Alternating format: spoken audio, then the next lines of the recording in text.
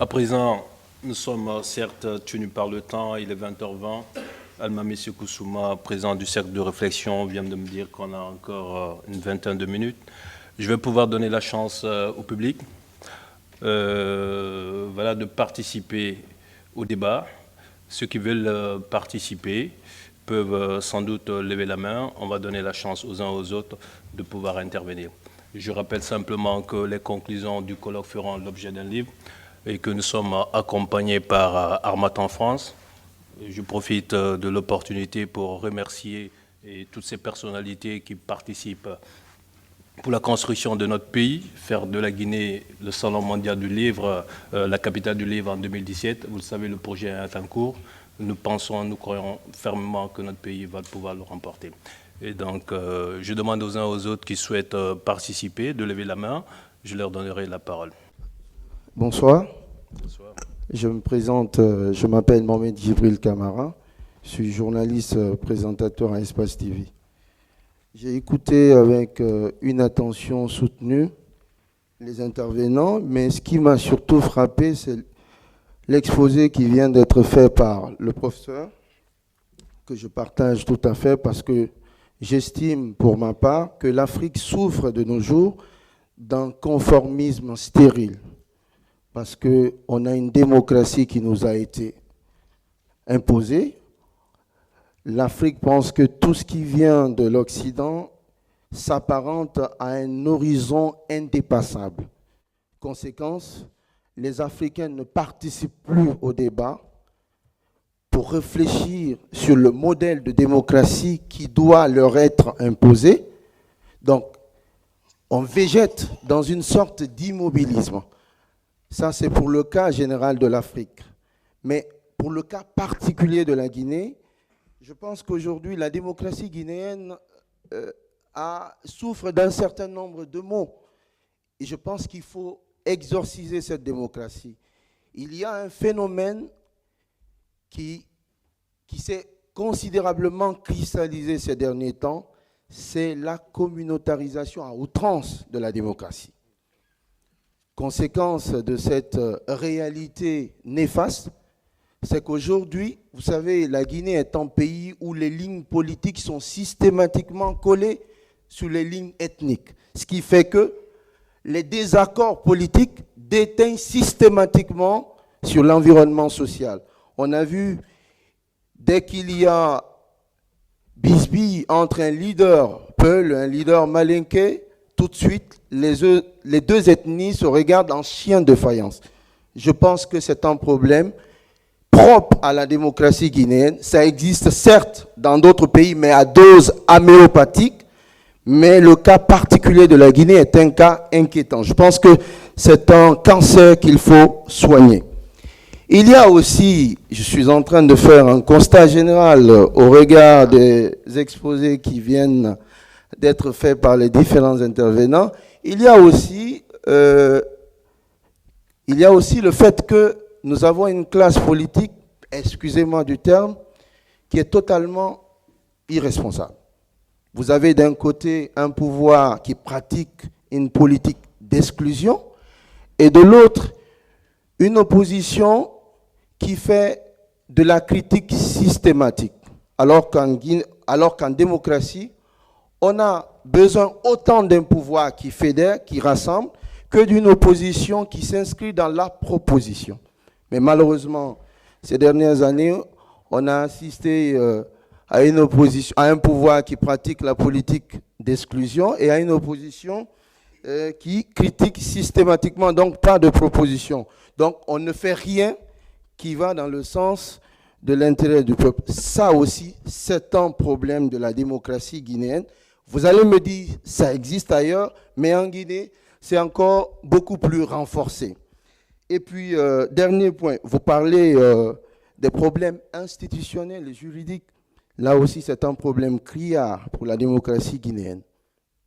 On parle d'une CENI qui est le reflet de la classe politique. Vous savez, la CENI est un cartel d'intérêts. Quand on demande à la classe politique de proposer des représentants, bon, encore que dans la loi régissant cette CENI, on ne parle point de représentants, mais on parle de commissaires. ce qui signifie que lorsqu'on prête serment, les commissaires de la CENI sont censés être affranchis du parti politique sous le label duquel ils viennent à la CENI. Mais malheureusement, dans la réalité, ce n'est pas le cas. Et d'ailleurs, les politiques se complaisent à appeler ces commissaires de la République nos représentants, un terme que je reprouve. Donc sur ce, je ne voudrais pas trop m'étaler. Je sais qu'il y a d'autres personnes qui doivent prendre la parole. Je pense que ces trois axes méritent réflexion et je suis tout à fait content que l'on ait ici des experts, qui plus est africains, parce qu'il faut africaniser la démocratie, merci, qui pourront certainement se pencher sur ces trois aspects. Je vous remercie. Merci, M. Camara. Merci. D'accord. Je vais donner la parole à M. Bahouri, puis...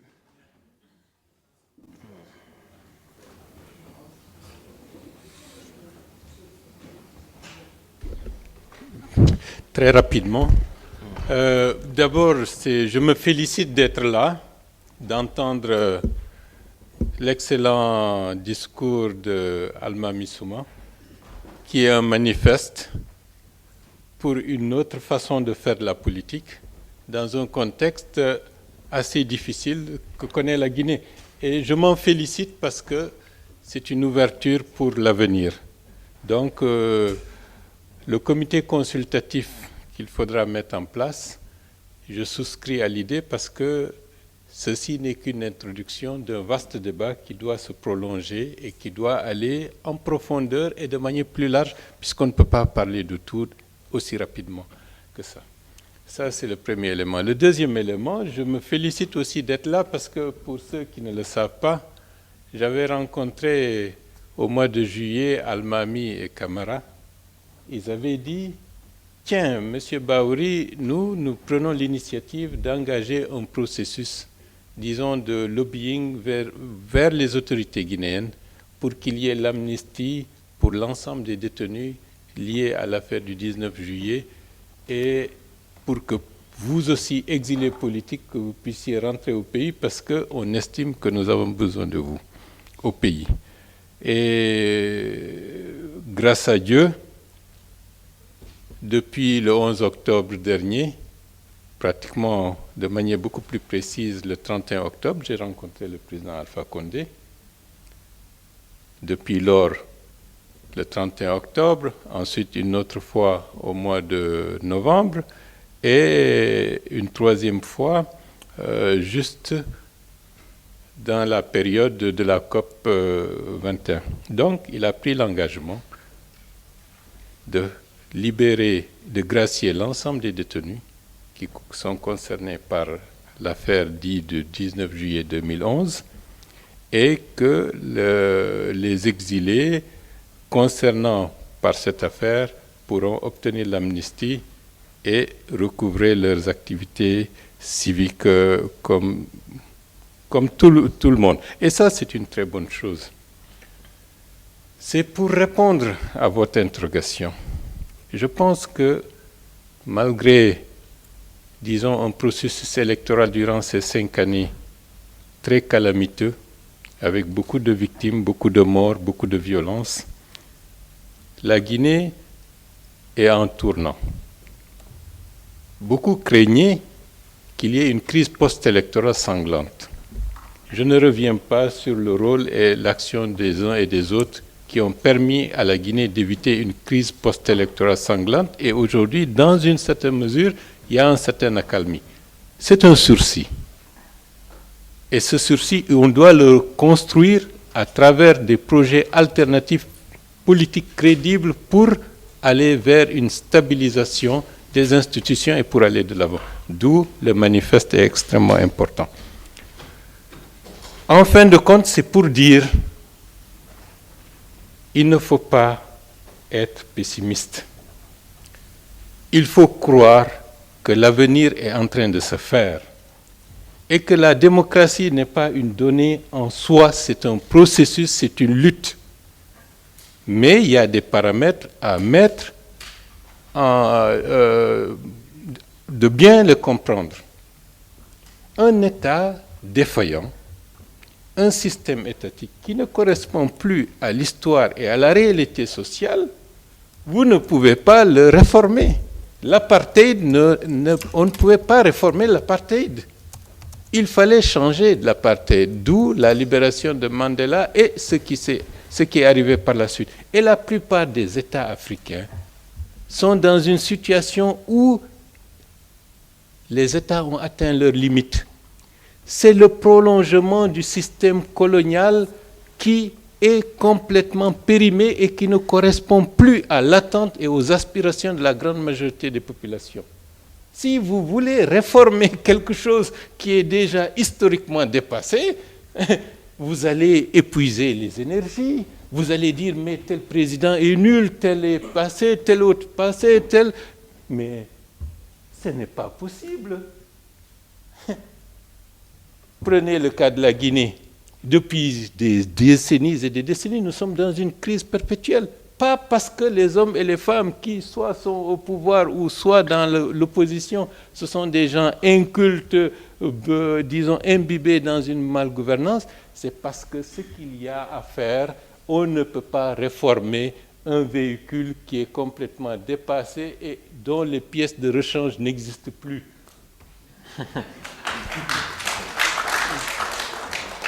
Donc c'est pour dire, pour me finir, parce que on a un devoir de réflexion approfondi.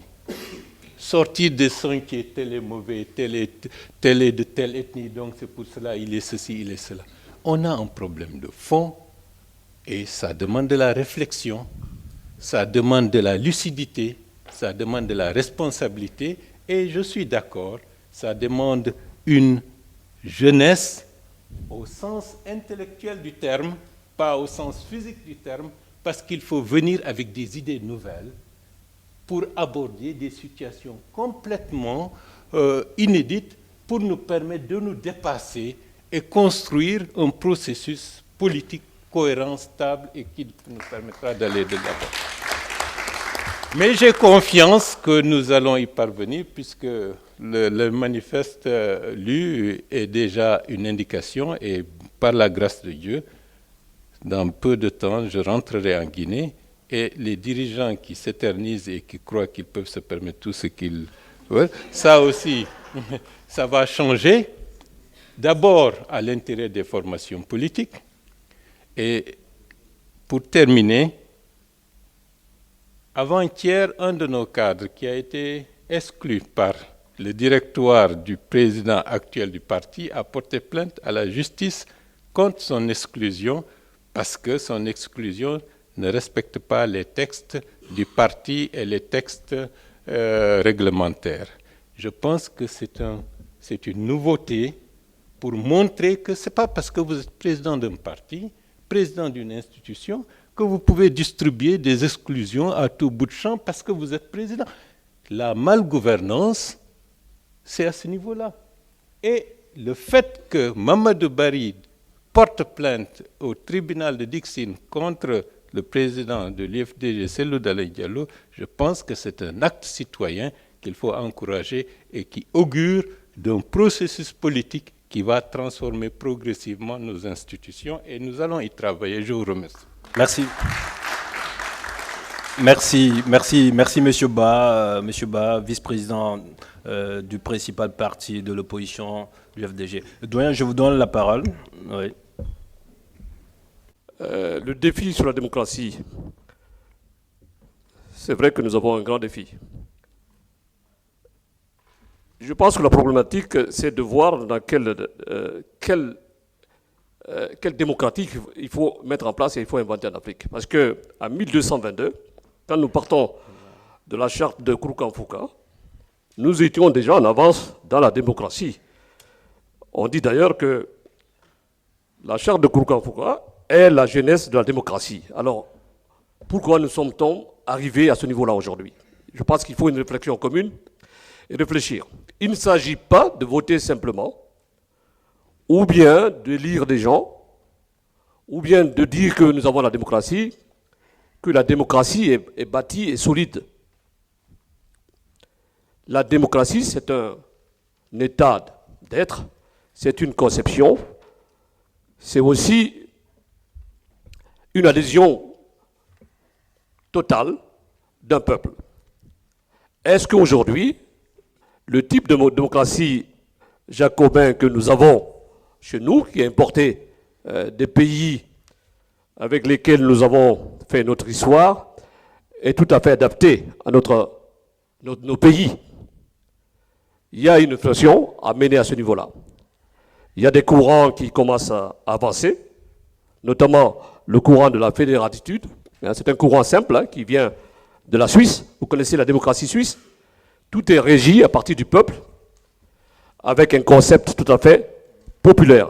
Je peux dire aujourd'hui que la démocratie suisse est la meilleure démocratie. Alors, pour finir, je voulais conseiller aux organisateurs, puisque le débat était très très bien et que c'est bénéfique pour tout le monde, la prochaine fois, essayons de réfléchir ensemble et faisons ces colloques-là dans les universités. Parce que dans les universités, il y a beaucoup d'étudiants qui sont l'avenir de demain, de l'Afrique, et qui en veulent beaucoup et qui veulent en savoir. Je vous remercie. À présent, je vais donner la parole à Virginie Touré, aussi qui va intervenir. On dit souvent que la femme est l'avenir de l'humanité. Je suis sûr et certain qu'elle pourra apporter une pierre angulaire pour ces défis démocratiques dans notre pays. Merci. Bonjour, Virginie Touré, je suis travailleur social.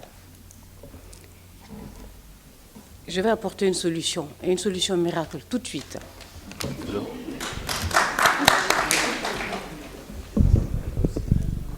Sous toutes les latitudes, dans toutes les cultures, la femme, la mère, la sœur, la tante n'envoie pas son fils, son neveu, son voisin se faire tuer dans la rue. Oui ou non? Non. Je suis convaincue. Je ne fais pas de politique, ce n'est pas ma tasse de thé, parce que de toute façon, pour faire de la politique, il faut biaiser, il faut louvoyer, ce n'est pas mon genre. Je suis convaincue que les démocraties africaines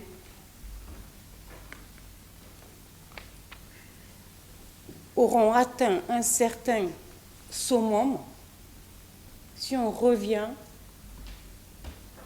à notre culture de départ, en tout cas à la démocratie telle qu'elle était pratiquée à l'origine, ou sous l'arbre à palabre du village. Maintenant, on peut le moderniser. Le conseil des femmes, le conseil des jeunes, le conseil des anciens, tout le monde avait sa parole à dire. Ceci dit, pour la Guinée, je vais vite abréger. Mettez une femme au pouvoir, à mon avis, ça ira mieux. Merci. Merci. Nous voulons régler les questions de démocratie. C'est tout simplement des questions de direction. Je vous annonce d'avance que j'ai 2 ouvrages ici. Le premier, il est de l'autre côté là-bas. Ça, c'est le deuxième. Comment vaincre l'oligarchie kleptocrate des présidents africains. Ceci, c'est le tome 2. Là-bas, c'est le tome 1. C'est l'homme qui fait la démocratie. Je viens de suivre des brillantes interventions. Malheureusement, depuis toujours, les choses ne marchent pas. Alors, mais pourquoi ça ne marche pas? C'est très simple. C'est parce qu'on est trop savant dans la démocratie. La démocratie, c'est quoi? C'est que vous avez, prenez le cas d'un pays, d'un village. Si vous avez un problème, vous identifiez le problème, vous demandez à tout le monde qu'est-ce que vous en pensez, et quand tout le monde a dit ce qu'il en pense, nous mettons en application la solution que tout le monde a prise. Et nous veillons à ce que celui qui dirige selon la solution que tout le monde a prise. C'est comme ça que ça se règle, la vraie démocratie. Bon, tout ce que vous nous exposez, c'est la démocratie représentative. Un groupe de gens, un groupe de gens, un groupe de gens qui délèguent des personnes de telle sorte qu'on trouve la solution. Non. Nous, en Afrique, quand nous avons commencé avec la démocratie, qui n'est pas née de la Grèce, mais plutôt de l'Afrique, je l'ai démontré dans mon ouvrage, voilà ce qui s'est passé, ce qui se faisait. Et pour que les choses marchent, c'est le cœur de l'homme. Aujourd'hui, les choses ne marchent pas parce que les gens sont toujours rivés vers le pouvoir.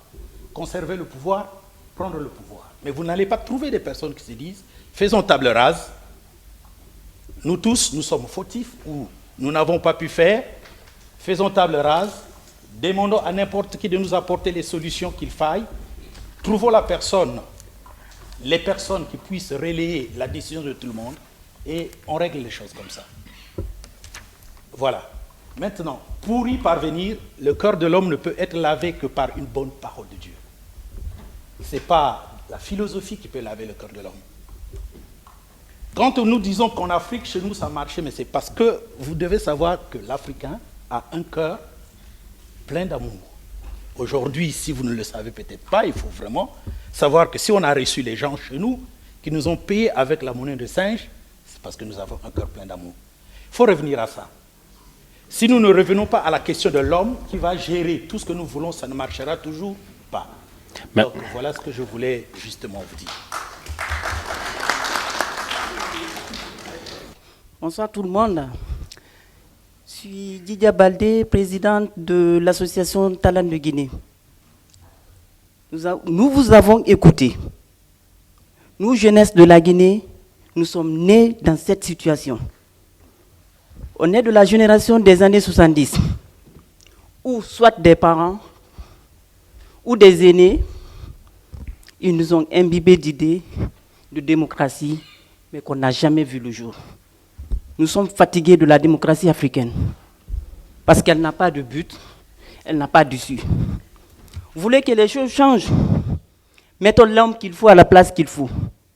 Nous avons beaucoup de talents qui sont cachés, nous avons beaucoup de talents qui sont gâtés, et nous avons beaucoup de talents à encourager. Vive la femme guinéenne, parce que c'est la seule qui pourra changer la Guinée. Je vous remercie. Bonsoir à tous, je suis Jean-Paul Cotemerino, doctorant contractuel et chargé d'enseignement à la Sorbonne.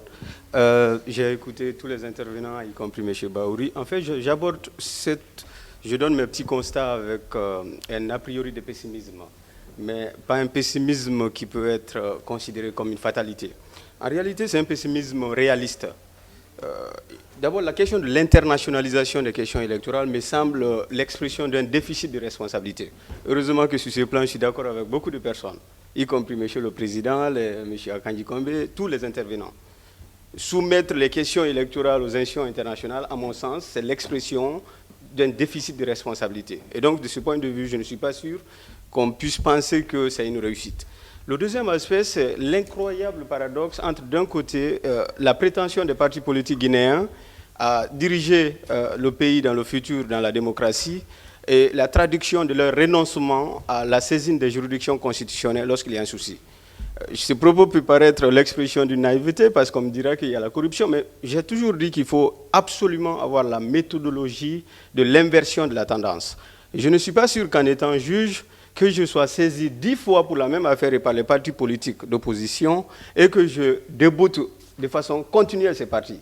Il me semble qu'à un moment, je peux dire au président de la République, si bien sûr il y a interférence administrative et gouvernementale, que pour une fois, laissez-moi l'occasion de dire le droit, sauf qu'en République de Guinée, tous les problèmes sont gérés par la conciliation, autrement dit, il y a l'expression de la primauté des arrangements paranormatifs, ce qui, in fine, donne au débat politique une dimension dérisoire. Et donc, de ce point de vue, je considère que je ne peux être que pessimiste. Le dernier aspect, et je vais finir sur ce point, c'est la question de la place de la réflexion. Le professeur Akanji Kombe a estimé, M. Souma aussi, qui est d'ailleurs mon ami et mon frère, même si on est en conflit, a considéré qu'il faut absolument admettre la réflexion pour réfléchir sur les grands enjeux, les grands défis que pose cette question de démocratie en Guinée. La question, c'est, au sein des partis politiques, quels sont les cercles de réflexion? Quelle est la méthodologie qui est proposée? Lisez in extenso l'ensemble des projets de société des partis politiques guinéens. J'ai entendu des gens dire qu'il faut réformer, sauf qu'en réalité, les partis politiques qui sont censés incarner l'alternance politique consacrent, je dis bien, in extenso, les modèles constitutionnels britanniques, français ou américains ou entremêlés. Soit c'est un régime présidentiel comme il propose, sauf que tout le monde sait qu'en République de Guinée, de la pratique de l'usage du bicéphalisme de l'exécutif jusqu'à la consécration constitutionnelle en 2010, le Premier ministre n'a servi à rien. Sur le fond, on peut en débattre. Peut-être qu'il a servi à faire des cérémonies, il a servi à... Et donc, tous les partis politiques veulent un Premier ministre. Je me demande pourquoi. Or, tout le monde sait qu'en République de Guinée, lorsque vous avez un parent qui est Premier ministre, ça veut dire que même les arrière-petits-fils doivent avoir de l'argent. Il faut prendre en charge... Autrement dit, il y a une exigence de réflexion qui met en lien le débat politique et les incidences financières et même l'opportunité des institutions qu'on crée. Et donc pour aujourd'hui, je considère que j'ai lu tous les projets de société des partis politiques. Je ne suis pas sûr qu'en les lisant, partis politiques qui, je le répète, sont censés incarner l'alternance, sont susceptibles de donner de l'espoir. Mais en réalité, je ne suis pas fataliste et donc c'est pour un peu rejoindre le propos. Merci. Merci Jean-Paul. Voilà, merci M. Camara et merci à tous les invités. Merci à mon cher ami Alma Missouma d'avoir organisé ce colloque. Je suis Makabalde, vice-président chargé du renforcement des capacités DNFD, Nouvelle Force démocratique. Bon, je veux parler par rapport à la refondation de la classe politique, puisque nous sommes des jeunes, nous sommes les porte-flambeaux de la nouvelle génération. Les places que nous allons avoir au sein de la classe politique, ils ne vont pas les donner gratuitement. Il faut qu'on se batte, puisque nous avons vu cette classe politique actuelle a montré ses limites. Depuis l'avènement de la démocratie en Guinée, il n'y a jamais eu d'alternance. Les opposants, chacun cherche une couverture pour protéger ses poulains et refuser que les autres puissent en bénéficier. C'est pour cette raison que nous avons vu en 2010 et en 2015 ce qui s'est passé. Aujourd'hui, les jeunes doivent s'engager au sein des partis politiques pour être parmi les gens qui doivent décider et non parmi ceux qu'on doit dicter des lois pour aller sortir dans les manifestations pour se faire massacrer, puisque nous avons vu qu'il y a eu 67 jeunes qui ont été assassinés depuis l'avènement du professeur Alpha Condé et jusqu'à nos jours, il n'y a jamais eu des enquêtes sérieuses par rapport à ces massacres. Donc, il faut qu'on essaie de faire une prise de conscience et savoir que c'est maintenant que nous devrons prendre nos responsabilités. Ce n'est pas d'autres pays qui vont venir nous donner des leçons de morale ou de la démocratie. C'est nous qui devrons nous engager, nous, la nouvelle génération. Nous avons vu ce qui s'est passé au Burkina Faso. C'est le ballot citoyen qui s'est mis devant. Les militaires sont venus, ils ont essayé de bafouer la Constitution, mais ça n'a pas marché. Mais en Guinée, les jeunes, j'ai l'expression qu'à chaque fois qu'il y ait d'opportunités et que les gens puissent distribuer de l'argent et chacun essaie de prendre un peu et crier et après c'est fini. Il faut qu'on essaie de faire une prise de conscience. C'est ce que je voudrais rajouter. Merci. Et il faut s'engager au sein des formations politiques pour être parmi les décideurs et non parmi les gens qu'on dicte les lois. Merci beaucoup. Merci. Ouais.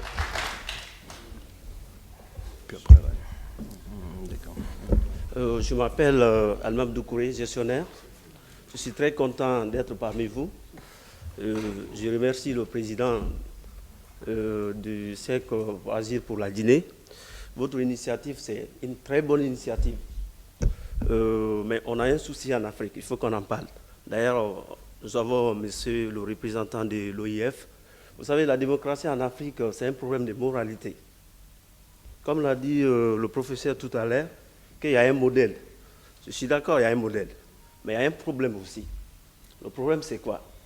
Je prends l'exemple sur le cas burkinabé qui vient de se passer. Il nous faut des institutions fortes. Il nous faut des institutions fortes. On n'a pas besoin des hommes forts. Tous les grands ont dit, bon, on dit c'est le modèle occidental, le modèle occidental. Je suis d'accord, il ne faut pas dénigrer le modèle occidental. Dans le modèle occidental, il y en a qui marchent. Et si nous, conformément à notre tradition, on doit adapter d'autres modèles, je suis d'accord. Mais, monsieur le représentant de l'OIF, si vous intervenez dans n'importe quel pays africain, œuvrez pour la garantie des institutions. Parce qu'en Afrique, comme je prends l'exemple sur le cas guinéen, les politiciens nous manipulent, ils manipulent la jeunesse. Ils manipulent la jeunesse. Que ce soit les partis politiques ou le pouvoir en place, ils manipulent la jeunesse. Parce que voilà, Merci. je prends un exemple sur la Guinée. Chaque région a un représentant, c'est-à-dire chaque ethnie a un parti politique. Dans quel pays on peut voir ce genre de démocratie? Ça ne peut pas marcher. Merci, Donc, monsieur Kamara. je vous Merci. remercie. Merci. Merci. Merci. Alors, je suis Asmiou Diallo, responsable associatif, dont je suis actuellement membre de l'association J'Active. Donc, je pense qu'aujourd'hui, on est tous d'accord sur les constats. Les constats, nous savons le faire en Guinée. En Afrique, nous savons le faire. Nous savons c'est quoi les problèmes. Nous savons c'est quoi à peu près les solutions. Nous ne sommes pas encore sûrs parce que nous n'arrivons pas à les mettre en œuvre. Moi, je retiens une idée très intéressante. C'est celle de la mise en place du comité consultatif qui suivra la mise en œuvre des préconisations qui sortiront de cette conférence. Donc moi j'attends de voir. C'est des choses concrètes. C'est des choses concrètes. Quitte à aller faire du porte-à-porte pour éduquer, pour sensibiliser, pour informer les gens. Aujourd'hui, il y a un fossé énorme entre les discours des politiques, les discours des pouvoirs publics, que je ne mélange pas du tout, et la compréhension, l'interprétation que font la population. Il y a un fossé immense. Il faut essayer de réduire cet écart-là à travers l'éducation, à travers l'information, à travers l'explication de texte, si j'ai envie de dire.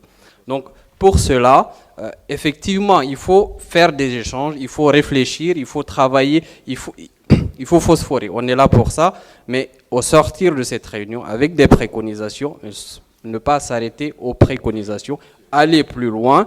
La jeunesse aujourd'hui a cette responsabilité d'aller plus loin, c'est-à-dire mettre en œuvre les choses de façon concrète. Des préconisations, des propositions, on en a assez vu. Maintenant, moi je suis prêt à m'engager avec tous ceux et celles qui souhaitent mettre en place les choses concrètement. Merci. Merci. Je suis M. Kamara Mohamed Sidiki, je suis le secrétaire administratif de la structure. D'abord, je tiens à remercier, ensuite répondre et enfin inviter. D'abord, remercier messieurs les intervenants qui ont bien voulu nous honorer de par leur présence aujourd'hui à ce colloque, à nos chers invités qui ont voulu aussi participer parce que nous avons tous des occupations, les laisser et venir assister à un colloque, c'est déjà un pas vers ce que nous recherchons. Ensuite, répondre à M. Mamadi Kamara, qui est journaliste à Espace TV, qui pense que l'Afrique est dans le suivisme. Voilà le but de ce colloque. Nous, jeunes de Guinée, nous nous battons, c'est pour sortir de ce suivisme. Se mettre en tête déjà que nous sommes dans le suivisme est un échec. Le doyen Baouri nous l'a dit, nous devrions nous battre pour sortir de ce suivisme. Je tiens à te dire que la sortie de ce suivisme incombe ta responsabilité, incombe la mienne, incombe celle de tous ceux qui sont présents aujourd'hui à ce colloque. Je tiens à informer le doyen Baouri de la venue de la jeunesse. Vous voulez des idées nouvelles. Vous voulez une nouvelle jeunesse, pas physiquement, mais moralement.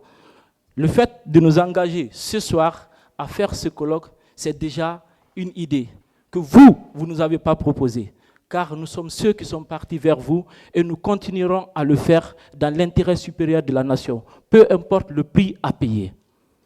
J'invite l'organisation de la francophonie, j'invite monsieur le représentant de l'organisation de la francophonie, en tant que représentant de l'institution, à s'impliquer de plus, car nous savons que vous faites déjà un pas, mais nous voulons encore une implication qui pourra sortir les pays africains de cette crise. Je vous remercie. Merci mon frère, merci pour ton intervention. Je pense que je devais te donner la parole. Alma M. Goussouma, 1 minute pour mettre fin. Voilà, comme mot de la fin, nous voulons tout d'abord remercier l'ensemble des invités, en commençant tout d'abord par Mme Fanelli Karikonte, qui a eu la bonne volonté de nous accorder cette salle. Et nous invitons M. Cyril Zogondo, à travers lui, l'Organisation internationale de la francophonie, de ne ménager aucun effort pour la mise en place de ce comité consultatif dont nous enverrons le premier draft dès la semaine prochaine. Nous remercions Talent de Guinée, nous remercions la radio Rafia News, nous remercions l'association J'Active et toutes les personnes physiques et morales qui ont bien voulu honorer de leur présence le présent colloque. Sur ces mots, nous allons pouvoir lever la séance. Il y a des contraintes de temps que nous ne maîtrisons pas assez. Dans tous les cas, le débat a été très enrichissant. Un merci particulier à M. Baouri, qui est une icône dans la démocratie guinéenne aujourd'hui. Et nous l'invitons, lui, à travers lui, tous les aînés de la classe politique, pour favoriser l'émergence de cette nouvelle classe politique. Alors, avant de sortir, nous souhaitons avoir une photo de famille avec l'ensemble des participants. Pour M. Jacques Regan, nous vous confions cette tâche pour avoir la photo de famille, s'il vous plaît.